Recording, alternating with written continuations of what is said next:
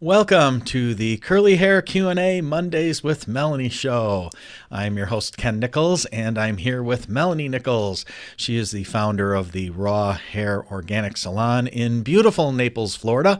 It's one of the top curly hair salons in the country, and Melanie is one of the top curl and color experts anywhere in the world. She is also the founder of the Raw Curls brand of natural and organic curly hair products, which is our sponsor for the evening. And you can find Raw Curls products at rawhairorganics.com.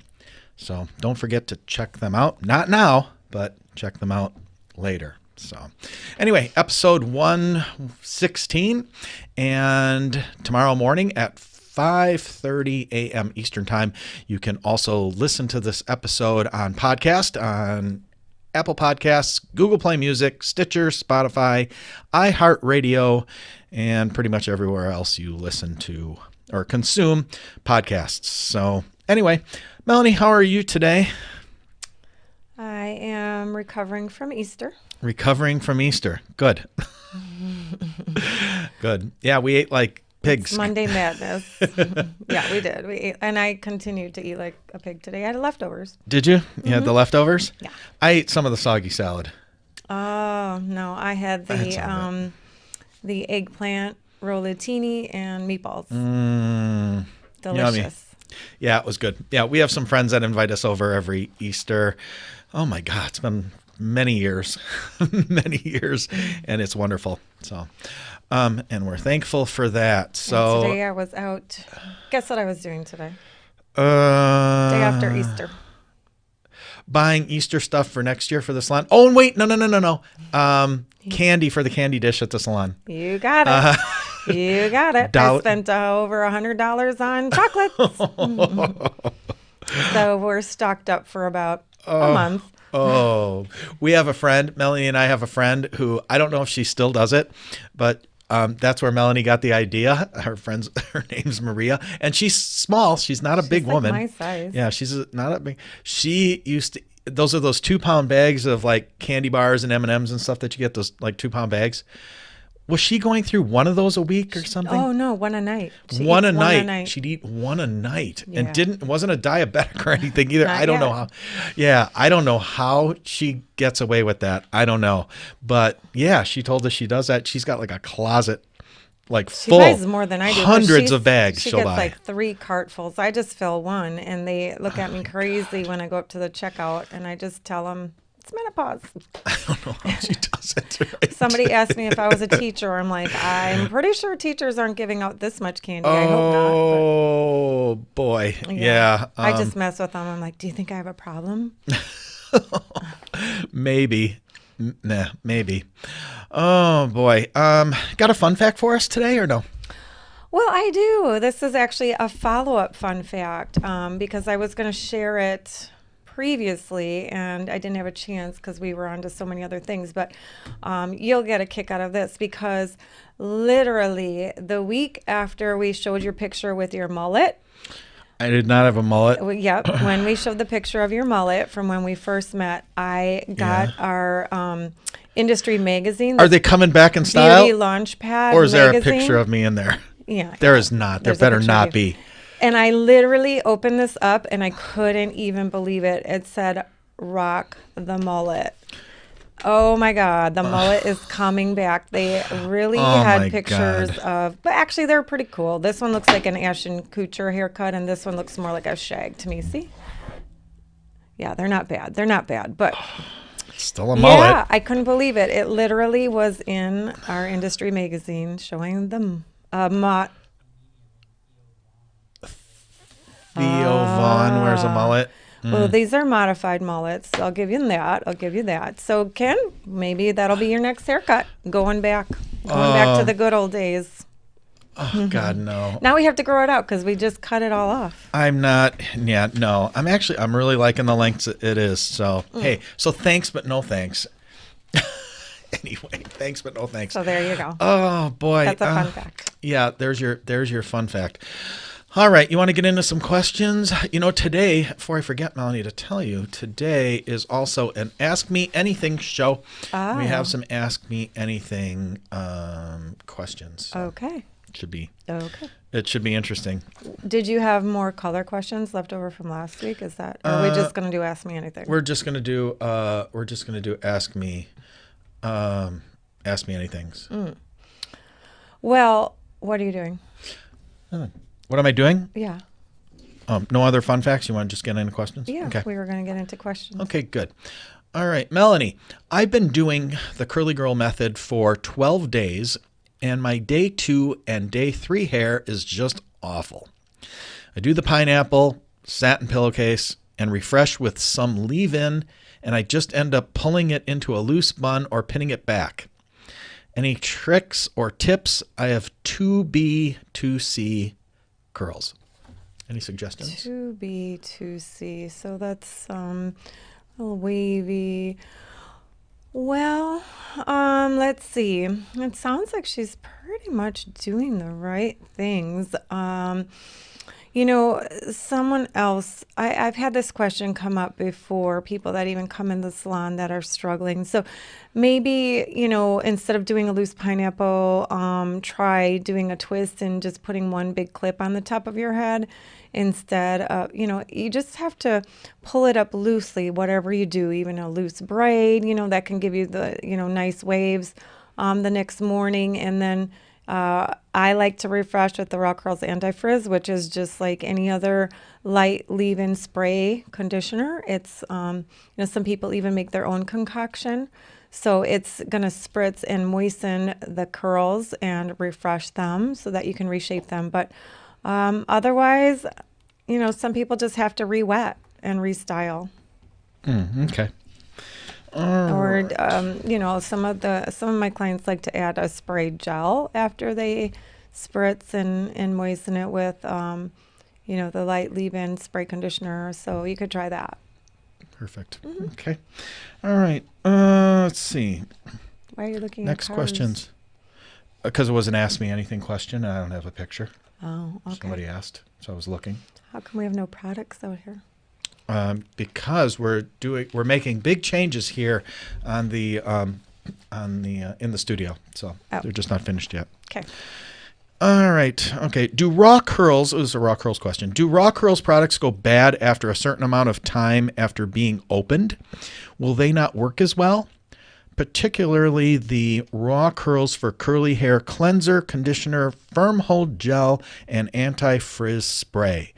I can answer those questions. You've got about, from the time you open them, you've got about 16 to 18 months of shelf life. That's about it. Yeah, I tell people and if 2 years. if you're getting that, if it's taking you that long to go through a bottle, Yeah, you need to wash your hair more. You need to wash your hair more. But let me just say, the only one that I've had any issues with is a gel, possibly. You know, we've had some things going on with the gels in the past, but everything else we've never had an issue with any of the cleanser, conditioner, or the anti-frizz. And so anyway, yeah, that's definitely, like you said, if you have not used it up in 2 years, I'm not sure why. Yeah, exactly. Yeah. Okay. And when I test these things, when we create them, I go, you know, way beyond that just to test and see if anything goes bad. So, and I honestly, you know, haven't had any problems. Yeah, luckily. Luckily. Okay. All right. You want to ask me anything question? Let's do an Ask Me Anything question. Oh, they're fun. Okay. These are fun. Let's do this. Okay. I'll let you answer and then I'll answer. Melanie and Ken, I know you two aren't originally from Florida, so how often do you see your friends or families? Is that difficult? Are you letting me answer? Yes, I said you first. Oh, okay. First. I didn't hear you say that.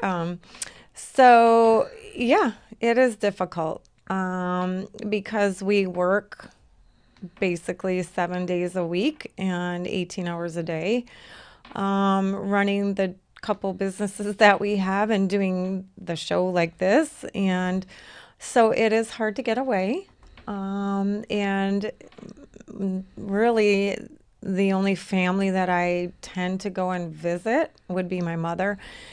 And that's not an easy trip to make. She chose to move to Arkansas, of all things, up in the Ozarks. You know, there's a TV show about that, the Ozarks. There's some crazy TV show. No. So anyway, but it's a difficult trip to make because she's 3 hours from any airport. So, and it's not exactly a huge destination place. I know that's a shocker, but you have to, whatever airport you fly into, then you have to drive 3 hours. So, yeah, it's not easy travels. No. So, But we are going there in the near future. we're going there for Mother's Day. So I'm super excited. Last summer, I did spend a lot of time there because she was in the hospital very sick. And so I, spent, I think every month of the summer, after I was out there for Mother's Day, and then every month thereafter, all on, through the summer, so that I could be with her in the hospital and all that. But she's stable now. And then we were supposed to go at Christmas time. And as most of you know, we had Miley that was going downhill, and we lost her, so we couldn't travel. And so now Mother's Day, but it kind of started to be like once a year type of thing because my mom can't leave, she can't travel, so we have to go there, and it's not easy, so it's kind of become a once a year thing. Okay. What were you gonna say? Nope. But I do miss my friends, and I get to see them a couple times a year or You so. just saw them. Yeah, that's what I said. I get to see them. Well, barely, because I had so much work to do in a 3-day window. You see your friends a lot. You see them way more than I do. Yeah, a few times a year, which is good. Well, So, you didn't answer the question fully. yeah, I did. I said, nope. Are you going to visit your family? Nope. Nope. And I'm good with that. I think they're still alive because we haven't heard otherwise. Yeah, anyway. Hey, Rhett, if you would check your messenger. Okay, good. Okay, all right. Why do you have a Band-Aid on your finger? Were you trying to cut hair? So, as I know some of you know, I really like to cook, and I don't get a lot of time to do it. And for the longest time, I've had these crappy knives, this crappy set of knives, and they were just all wore out and whatever. And a couple of months ago, I happened to be at Costco or Sam's Club or whatever, and they had a sale on them, a really, really good sale, like half off. So I bought them, and boy, are they good and sharp like you wouldn't believe. So I was rushing yesterday, and one of them attacked me. One of them got up out of the sink and attacked me and cut me pretty good. You had to have those sharp knives. See I'm what number happens? one. I'm number one. My old knives would have never done this. You're going to be like my stepdad pretty soon, where we don't allow you to play with sharp tools. Oh, God, no. Anyway, yeah, but it's healing up. Okay, thanks. It's healing up. It's getting better.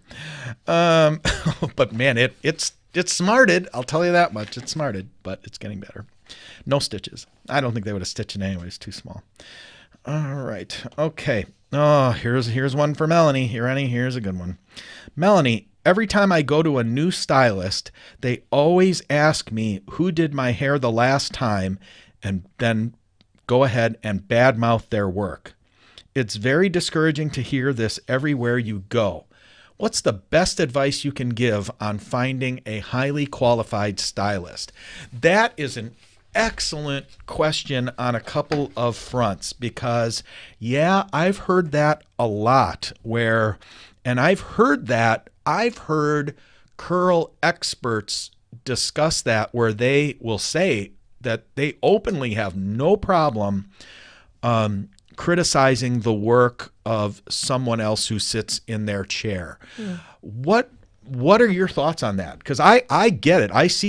This is such an excellent question because I can see how uncomfortable and awkward that is from a couple of different angles. The angle of you're ripping on my stylist, who I didn't tell you, but happens to be my sister-in-law, who I love. You know what I mean? Or and then the other angle of you're sitting in my chair and telling me I'm all hacked up and I'm not pretty. That's uncomfortable too. It's like, so what are your thoughts on that? Do you do that? Do your girls at your salon, do you have a policy on it? I mean, We how do you actually do have a policy on that. And I think it's unprofessional, really. And I think that's just coming from a place of maybe insecurity. I don't know. A lot of hairdressers, unfortunately, feel that they have to find something wrong that they can fix. Or do better. I found that a lot in my career. Even people that I worked with in the past, they'll try to say something to one of my clients and say, oh, you need to have some highlights, or you need to have this, or and it's like, why? Why can't, we really strive to not do that, and we actually compliment a lot of people's work, and I think that comes from a place of security in who you are and your talent. And and actually we've had I had a couple clients just say that they were really impressed because whoever they went to up north or somewhere else complimented my work, and they thought that was really cool. But we really try to do that. New people coming in fill out a client profile, and we ask just a general statement. What did you dislike about your last stylist or in your hair? What are you struggling with? And the only reason we're asking that is to know what, if they had an issue so that we don't repeat it. But, a lot of times, even if the person in my chair is complaining, criticizing the haircut they got the last time, or, the way the stylist hacked up their hair. A lot of times I'll actually even defend that person, saying, maybe they just had a bad day. You should give them another chance. And that happens, right? Yeah, it happens. It happens to me. And I'll say that. I'll be like, I could have a bad day too. Hopefully not very often, but it happens. And so, I really I just focus on what I can improve. So, they might say, oh, they cut my bangs too short, or they did this, or they chopped, the layers too much, or, we can clearly see that. So they already know, and it's like, okay, well, this is what we're going to do to help it look better. And so that's what I try to focus on, and that's how I've trained the girls. That's how we operate in my salon. And I'm right there, so I would hear, right. Yeah, I really don't like to try to criticize. Yeah, it's just not cool. And I know obviously quite a few curl specialists, just from my work, and yeah, I know a couple that they've got. For whatever reason, I'm not going to try to figure out what that, but I absolutely have no problem tearing somebody else's work apart. Absolutely no problem. And, it is what it is. Okay. All right. I'm going to do an Ask Me Anything question. I've got a couple. I actually think I have more than you do. I think we have two together. I don't know if you have one alone. Oh, yeah, there's a couple of good ones. All right, let's do this one. Ken, I've seen you say that you were a quote unquote born and bred entrepreneur. How old were you when you started your first business, and how many tries did it take you to build a successful one? Good couple of questions. He's still working on it. I started very, very young. Yeah. It's a process. 55. It's a process. Still working on it. I'm still learning. Yeah. I'd like to know too. I was as a little kid, and I've talked about this before. I don't think here, but in other forms, that I started delivering newspapers and then collecting the old ones, and I just always had that mentality because I came from a family that was broke. And weren't you stealing bikes and selling? Was not stealing bikes. I was not. I was buying them, fixing them up and selling them, and digging them. Well, I will say this: I used to dig bikes. You know that creek by my mom's house by the park, or it goes across the. I used to dig bikes out of the creek. See. That could have very well been stolen and dumped in the creek and fixed them up. But I always did, just because it was the only way like everybody else, getting an allowance and all this and whatever, and getting nothing. So that's pretty much where it started. But my first real business, I think I was 22. And yeah, that was my first real one. And it was, it exploded. It was very, very successful. But I will say this. What was that it? Was, and what? That was the pool equipment and construction Okay, business. well, you tell. It was a swimming pool and construction and repair business for like commercial swimming pools, like public pools and stuff like that. That you Big started stuff. out of your parents' Started out basement? of my parents' basement. Yeah, with $400 cash, all I had in my parents' spiderweb dirty basement. It's probably still spiderwebbed and dirty. But that's literally I did it with $400, and it really. But I had a lot of preparation leading up to that, to doing it. I didn't just wake up one day and do it. I had a lot of training leading up to it, and Didn't you drop out of school? when I did, yep, and when I did, yeah, because I had to, because I ran out of money.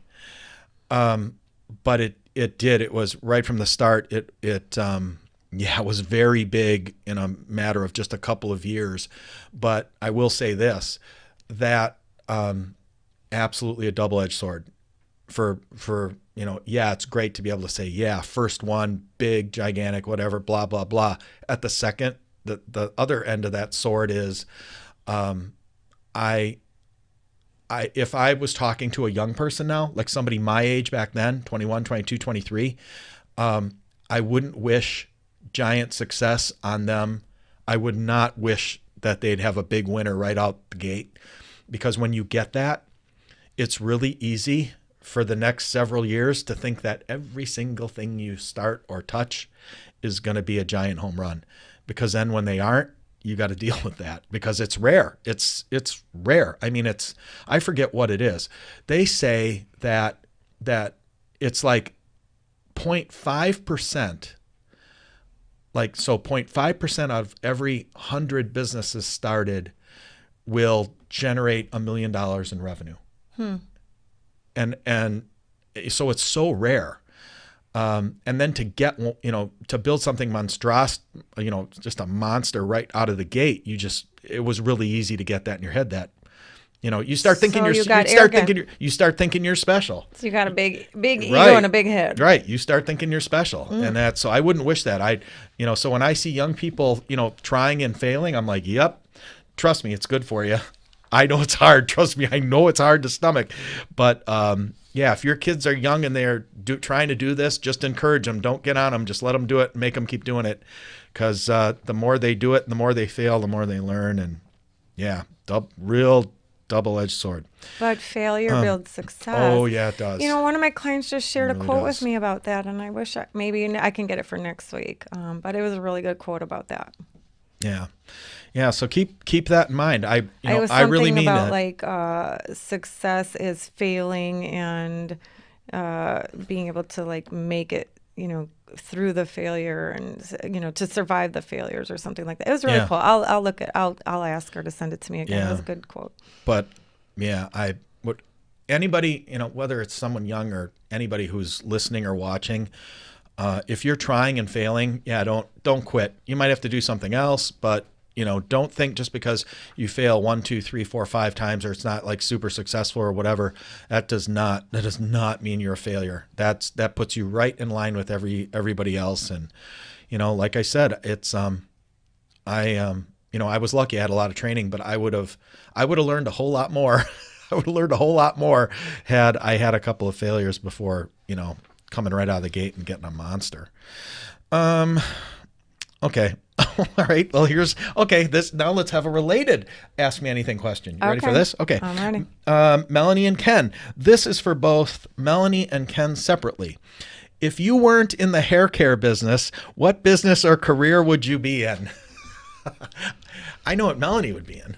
How do you know? I've got a pretty good guess. Do you want me to tell you my guess? Yeah, let's guess, because you don't know me at all, actually. You want to be in a circus. You'd like to be a trapeze artist. Oh, wow. That was when I was younger, or a dancer. Or dancer. Same thing. No, I think I would be doing something with animals, like dog training. I really love working with the dogs, or animals in general, and I guess I feel like I do a good job at training them, disciplining, and working with them as to be like service animals. Yeah, if my body would, be able to handle it, I would say dancing, or, everyone thought I would be a gymnastics coach, and of course that would have been par for course because I was a super competitive gymnast for 18 years of my life. But, yeah, I just went down a different path. So, I don't know. What would you be? I don't know. I didn't read the questions ahead of time, so I'm not, Well, think. I don't know. I always go back to NASCAR team owner. What about swim coach? Oh, if money didn't matter at all. They didn't say money absolutely, mattered. Absolutely. Yeah. I'd go back, be a high school swim coach. Yep. I would probably do that. I would do it full time. If money didn't matter, absolutely. I would do it full time, like real full time. Like real full time. All the parents would be pulling their kids out because, I'd be treating them like pros and expecting. Yeah, but anyway. Yeah, that's probably it. Okay. All right. Melanie, what suggestions do you have for using the curly girl method on children? My daughter is fine. I'm assuming fine curls. My daughter has fine curls. No, it's not. I'm going to reread this. My daughter is fine with conditioning and product use, but refuses to sleep with her hair plopped or with a satin cap. She also wants it pulled up in ponies all the time, but I know it's best if left down. Do you have any suggestions? Well, it's actually not best if left down when sleeping. I don't know if she means that. She's saying she also wants it pulled up in ponytails. I think like she all just the means time. all the time. Oh, okay. Probably because it's easier to deal with. Yeah. Let them be a kid. Don't traumatize them in their youth about their hair. We've actually seen that in the salon where mothers are really obsessed with the kids' hair, and then they end up, growing up like hating it, whether it's the mom not, knowing how to deal with the curls and brushing, and, I'm not recommending that you like brush through and damage their hair, but, a lot of kids are really, as adults, traumatized from what their parents did to them with their hair when they were younger. I have men and women that, have, PTSD, I swear to God, from what their parents did to their hair when they were younger. So just let them be, they'll figure it out. They're going to want their curls to look good when they're getting older. I really wouldn't stress about it. If they want to pull it up, let them pull it up, unless there's a problem going on, like their hair is falling out, or, there's a real serious issue, then, let's revisit that. But, I've had people bring in little girls that are 5 for a curly cut. And it's like, let's be real. You're not going to spend all this time, diffusing and, like this, big routine in the morning. They're lucky to get them out of bed and breakfast and showered and, brush their teeth and off to school. So, just be realistic about it. Okay, let's go back to Ask Me Anything. Boy, there's a couple of other good ones in here. All right, this is for me. Ken, I know you are into cars, and my husband wants to know what the favorite car is that you have or had. Boy, okay, that's tough, but it's not. Oh, it's tough. That's why you were looking at all those cars. Yes, because I had to, because I saw the question and I'm like, oh. I thought you didn't look at the questions. Well, I that's why right when I was sitting here when we went live, okay. That's why you said, what are you doing on the computer? Because Yeah. I picked up the thing and I saw it and I'm like, otherwise I would have got Rhett prepared. Oh. And I'm like, oh, Well, no. we like to just throw him under the bus and put the pressure on. We want to see how you work under pressure. Yeah, right. Perfect. Okay, there. Right. So do I. Rhett works good under pressure. It keeps the heart pumping. Yeah. So for me, I'm into cars. I've had a lot of them. And I guess it's kind of like you people who have kids, you love your kids for different reasons and whatever. And Cars are like kids. Yes, they are. And I've had really cheap ones that You've had cheap ones? People have cheap kids? No, cheap, maybe. I've had cheap cars that I had a 1970 Mustang Fastback that I paid $450. Loved it. Ugh. Loved it. Absolutely loved it. Absolutely regret to this day selling it. And then I've had some really expensive stuff that I like too, and stuff in the middle. So, but if I have to pick a favorite, I'll show you it now. For those of you who are watching on video, there she is.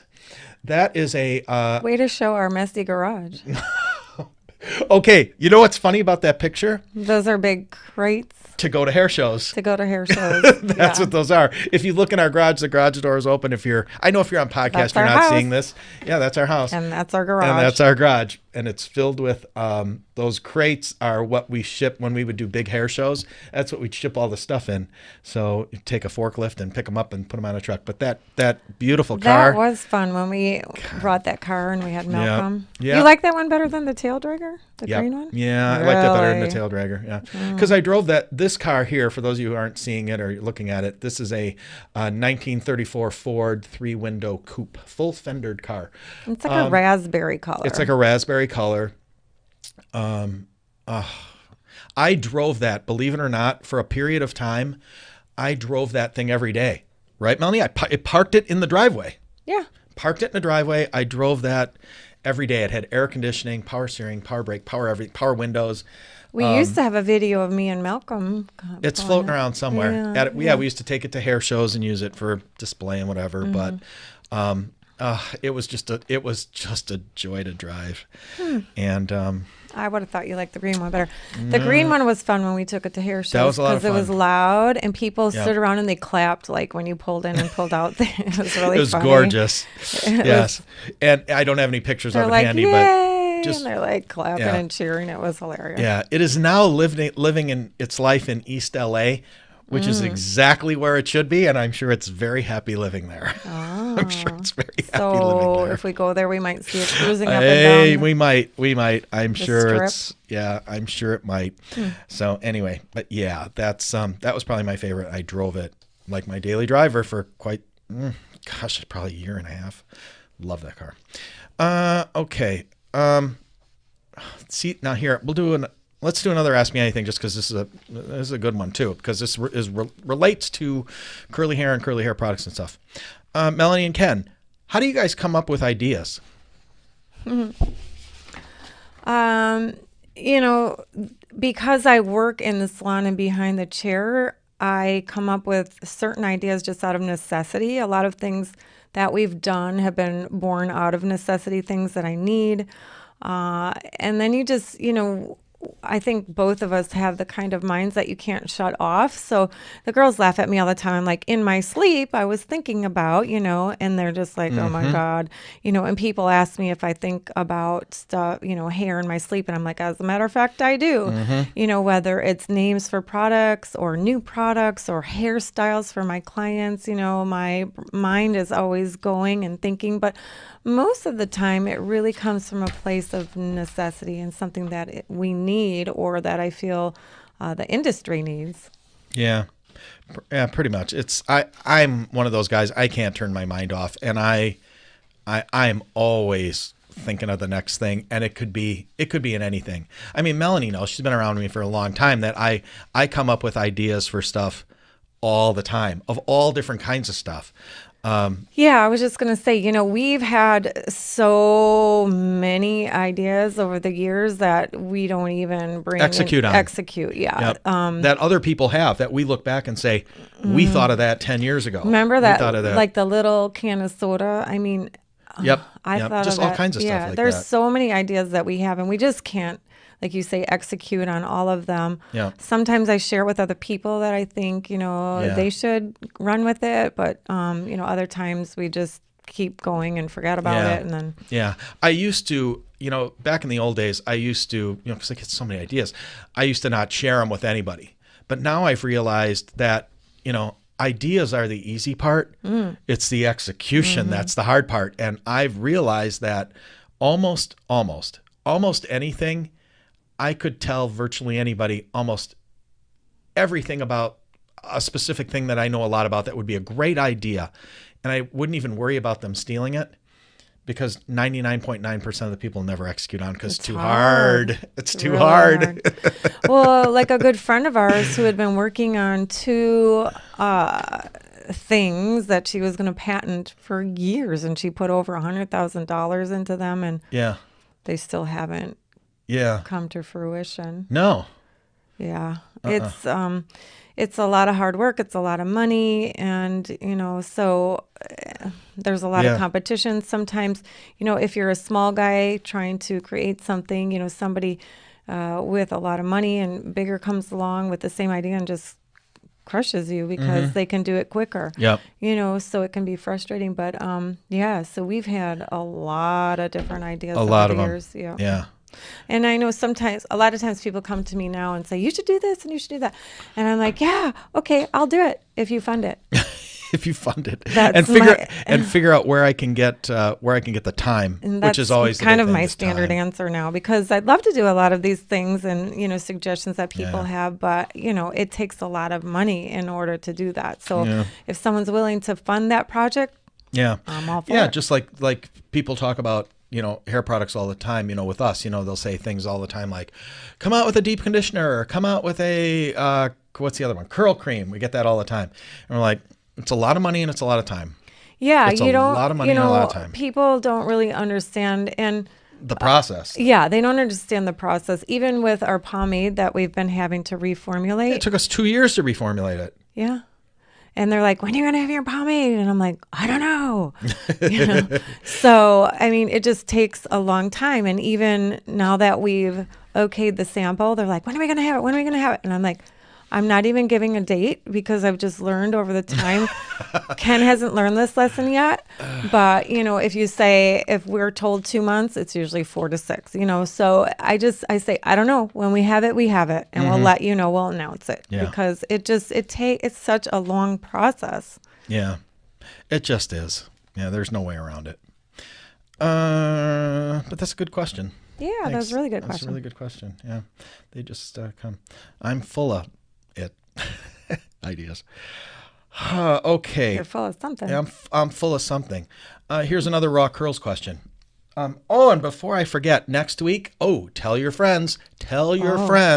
Next week, we're having a Diva Curl product giveaway. We're going to give away some Diva Curl product. Oh. Mm-hmm. So if you like Diva Curl product or want to try some and want some for free, wow. Come next week. Tell your friends. How's that happening? I'm not telling you. Okay. All right. Since starting with Raw Curls, I find I don't need to deep condition my hair at all. Yay. Is that why Raw Curls doesn't have a deep conditioner in the line? Thank you. Yes. So many times, I tell people, and because I like to try other people's products too. And, I'm always looking to compare. And then every once in a while, I'm like, I'm just like everybody else. Oh, I got to try that, And especially when you go to the hair show, you get all these samples and it's like, oh, cool. I'm going to see, because we don't have a deep conditioner, it's like, oh, let's, try that one and see how it is. And so many times, the majority of times, almost always, I've been disappointed saying, wow, our regular Raw Curls conditioner is more conditioning. Mm-hmm. So there you go. Yeah, you can use it like a deep conditioner or you can use it like a leave-in. So it's very versatile. It's very moisturizing. Yeah. Yep, it sure is.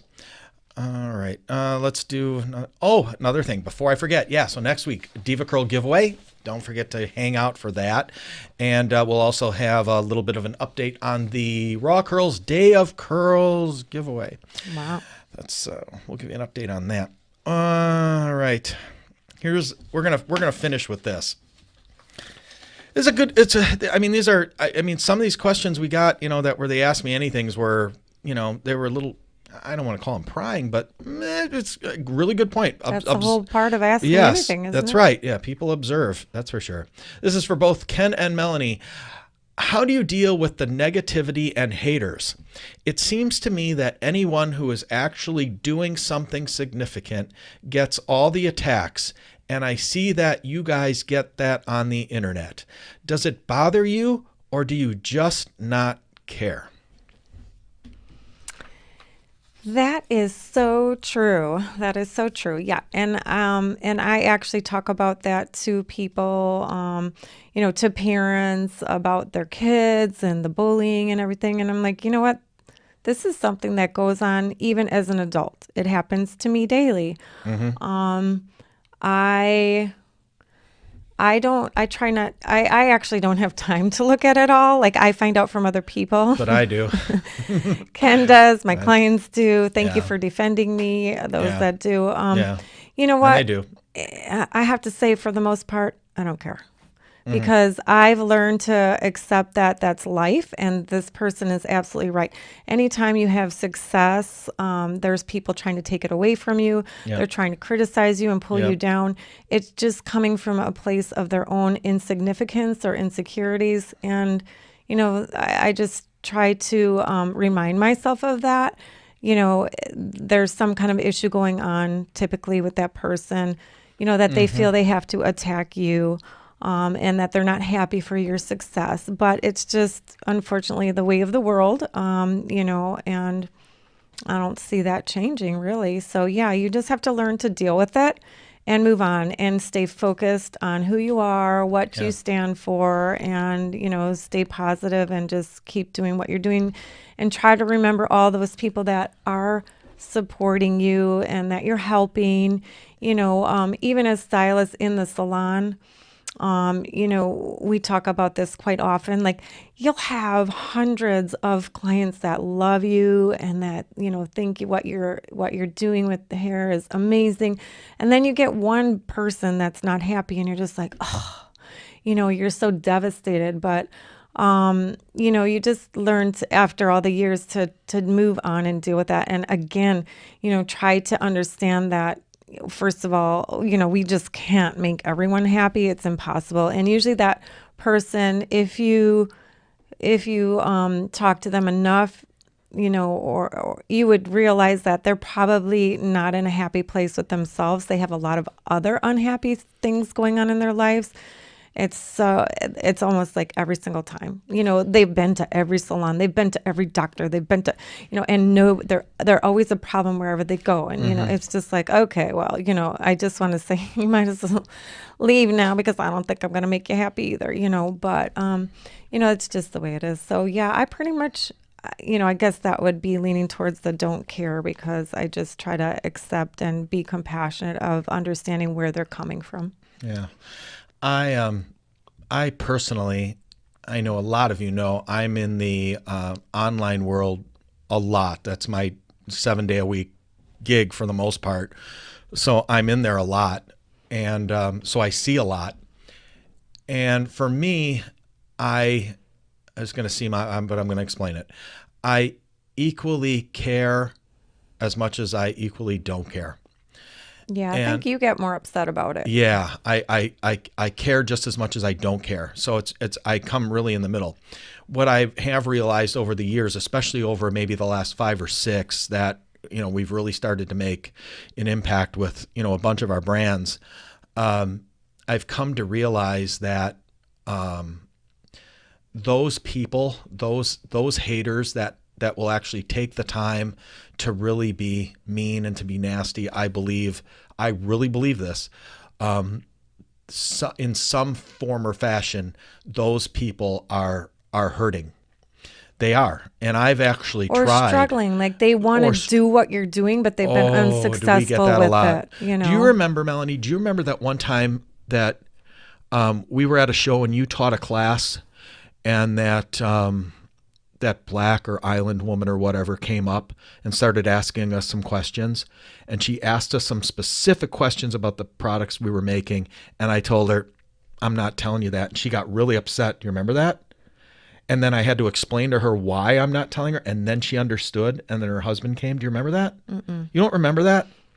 Yeah, it's yeah, and it's because literally that was the direction she went.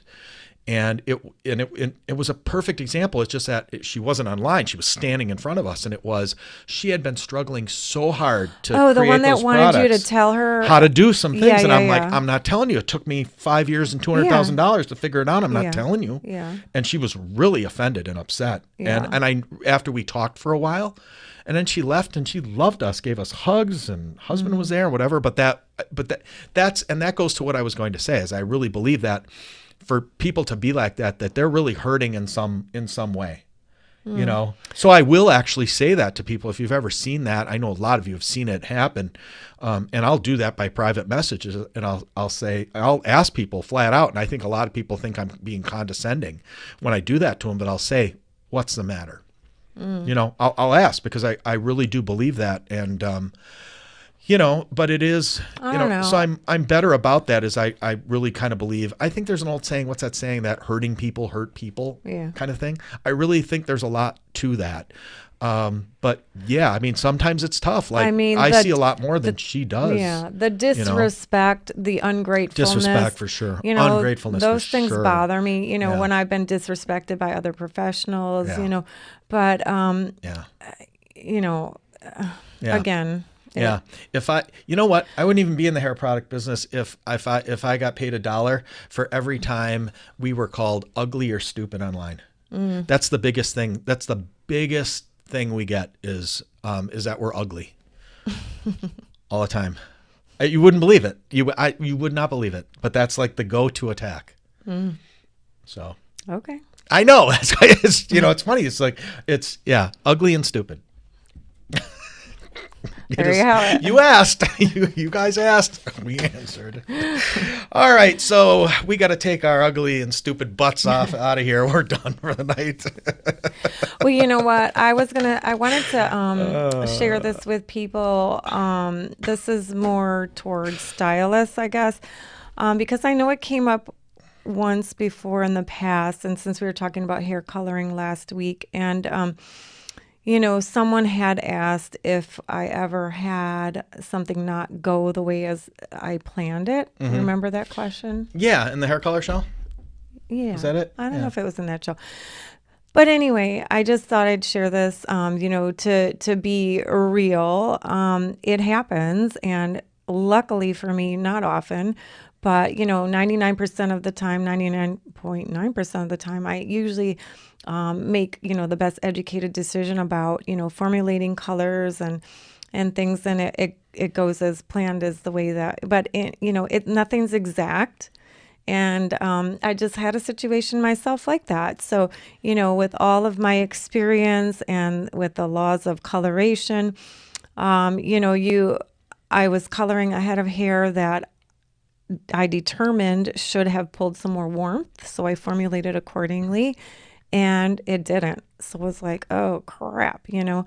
It's one of those situations. But here's where you become the expert and the professional, when you know how to fix it. Okay. You don't panic and you say, no problem, you know.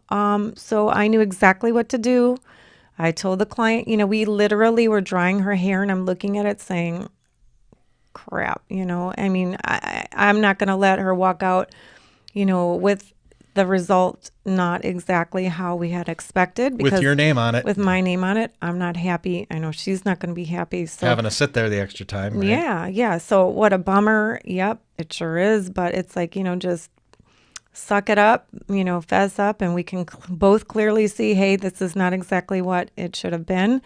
And so I'm like, well, let's just fix it, you know. So I had to reformulate, and I'm like, oh, no big deal, you know. I mean, I didn't panic, because I know exactly what I need to do, because her hair didn't pull enough warmth. So now I needed to put a glaze over it to retone the hair. And, you know, add some gold. And actually I needed to add a little copper, because it pulled too much ash on her previously highlighted hair. So it was too cool and ashy. And so I needed to now contradict that, adding a little bit more gold and a little bit of copper. And it came out beautiful. You know, she sent me pictures. She was super happy. So it's, you know, that's where you really have to be the professional and know your art. And, you know, if something doesn't go as planned, which once in a while it does. How to get yourself out How of it. do you recover and how do you fix it? Yeah. Mm-hmm. Yeah. Okay. And those girls, and I've seen this before, and you have too, that the young girls that are renting suites and they don't have anybody there, to help, they don't know this. Yeah. I know the younger girls, they don't know how to, handle things like that. So that's kind of a little scary when there's people, out there totally on their own on a suite that don't have, experience. Like right out of school. Mm-hmm. Yeah. Well, they and haven't I run would into say, 5 years and under. I mean, there's a lot of things that, Julie, one of my stylists, she's a young stylist. She's come such a long way. She's phenomenal, but. Because she's in a salon with mentorship. Yeah, but we're there to help, Yeah, to help, we're, and most of the time she knows but every once in a while there's like, hey, what would you do? So we're there. And, anyway. Just thought I'd share that. Yeah. And as an update, if you guys remember, Melanie had mentioned in a previous show that she had lost the necklace she got for her birthday. Oh, you found it. Somebody found it. I thought we announced that last week. No, we didn't. I found it. Oh, I know. Yep. I wore it. Yep. To work. It was hidden, but I found it on accident. A little glimmer, sun hit it just right, and I found it. So yeah, that was awesome. Yeah, so she got her necklace back. Yay! All right, okay, let's wrap it up. All right, thanks for joining us for episode 116. We will see you next week for the big Diva Curl giveaway. So tell your friends. Exciting. Yep. Yep. The more people that watch the show live, the more we'll give away. Put it that way. Maybe we'll see. I like how you're giving away someone else's product and not ours. I like that concept. I do too. I do too. We're giving it away. We're clearing it out. So anyway, okay. All right. We'll see you guys next week. Have a great curl week.